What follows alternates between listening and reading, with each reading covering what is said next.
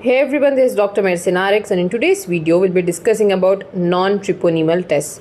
So these tests are called non-treponemal because they do not detect the specific antibodies against Treponema pallidum, but rather they detect the antibodies that are formed against substances that are released following damage to the host cells due to the infection caused by Treponema pallidum.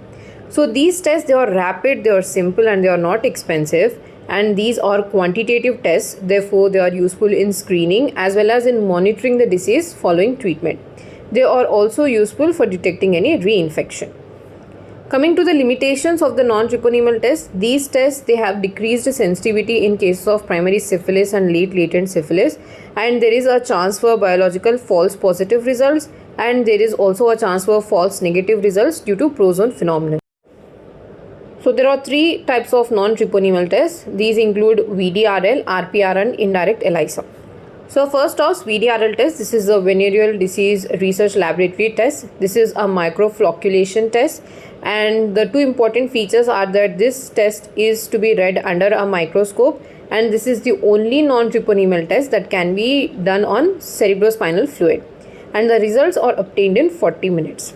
Coming to the procedure, the serum of the patient is to be heat inactivated in order to kill off any HIV virus present in it, and the antigen formula used is made up of 0.03% of cardiolipin, 0.9% cholesterol, and 0.2% lecithin. So to a special slide which has 14 mm diameter depressions, we add 0.05 ml of inactivated serum, and to this we add again 1 drop of the freshly prepared cardiolipin antigen, and then the slide is rotated at 180 revolutions per minute for 4 minutes, and it is then examined under low power objective. The results are seen in the form of clumps. So if the clumps are present, then it indicates a reactive test, a positive test. If we see crystals, then it indicates a negative test, and if it has a rough appearance, then it is a weakly reactive test. Coming to CSF VDRL, for this the cerebrospinal fluid need not be heated or inactivated, and the antigen is diluted in equal volumes with 10% saline, and 0.01 ml of this antigen is taken and it is added to the CSF, and it is rotated for 8 minutes, and the response is seen. And if there are any medium to large clumps, then it is called as a reactive test. If there are small clumps, then it is a weakly reactive test, and if we do not see any clumps, then it is a non-reactive test.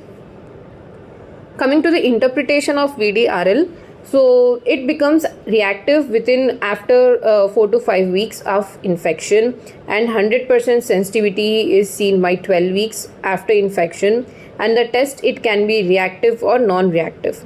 So a reactive test indicates that there was a past infection or a present infection with pathogenic Treponema pallidum, which can be treated or not treated, or it can be a false positive reaction. Whereas a non-reactive test is seen in cases that are in incubation period, or if there is no current infection, or if the infection is effectively treated. So this does not completely rule out syphilis because there is a chance that the case is still in incubation period. Coming to the titer, so if the titer shows a 4-fold increase on repeated testing, then it can indicate that there is an active infection, or that there has been a reinfection, or that there was a treatment failure. If there is a 4-fold decrease in the titer, then it indicates that there was a effective therapy done. If the titers are more than 1:16, then it indicates an active infection. So there is an entity called as serofast as well as treatment failure. Serofast or seroresistance are cases where after adequate therapy, there is persistent reactivity in the non-treponemal test even at 6 months, or that there was no 4-fold decrease in the titer within a year. So this is after adequate therapy. If after adequate therapy there is 4-fold increase in the titer, then it indicates a treatment failure.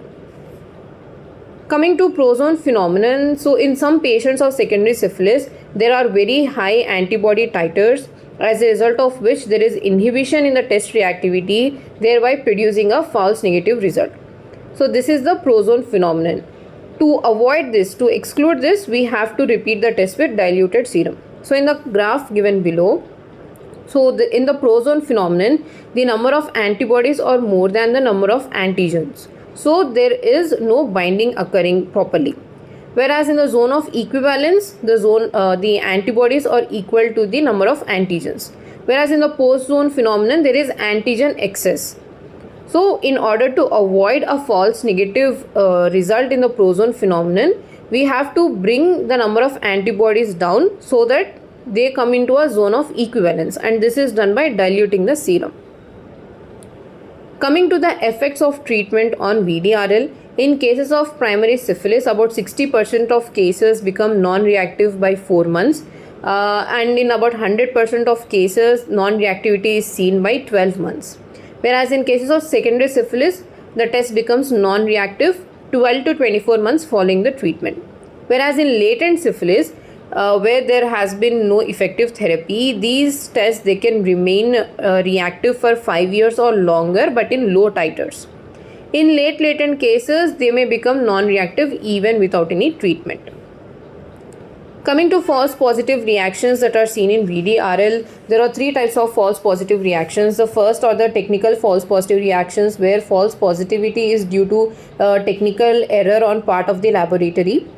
Second is the variation in the normal, where in few normal individuals there may be excess reagent production. These are called as biological false positive reactors, and as a result of which we see a positive reaction. And then we have biological false positive reactions.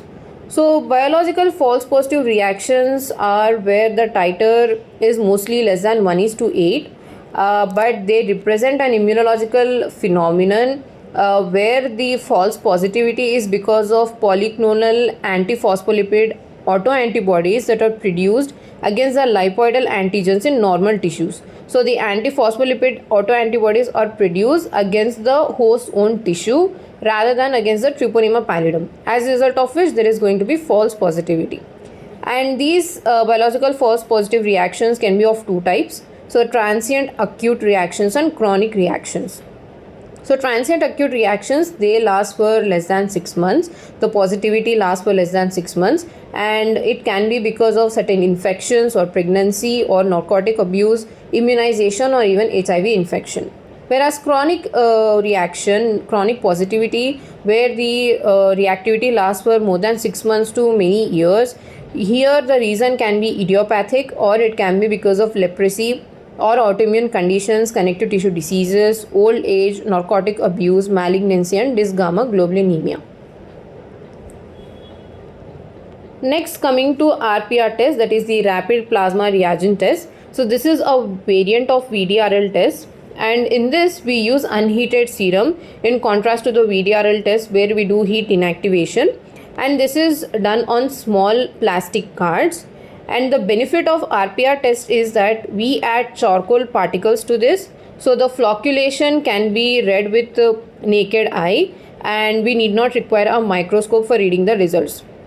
And here the rotations are 100 RPM for 8 minutes. We also have other variants of the RPR test. The first is the unheated serum reagent test, where stabilized VDRL antigen is used. Then there is toluidine red unheated serum test or TRUST test, where we use toluidine blue for better visualization. Then reagent screen test RST, where we use Sudan black diazo dye. And then automated reagent test, where we use an auto analyzer to perform the test and the photometric readings are obtained. And the last type of non-treponemal test is the indirect ELISA, so the enzyme linked immunosorbent assay. So here the VDRL antigen, it coats the microtiter plates. To this we add the patient's serum, and the antibody in the patient's serum goes and attaches to the VDRL antigen on the microtiter plate. To this we add anti-human immunoglobulin conjugate labeled with enzyme, and following this, to halt the enzymatic reaction, we add a stop solution, and the results are then read spectrophotometrically. Thank you. Subscribe for more.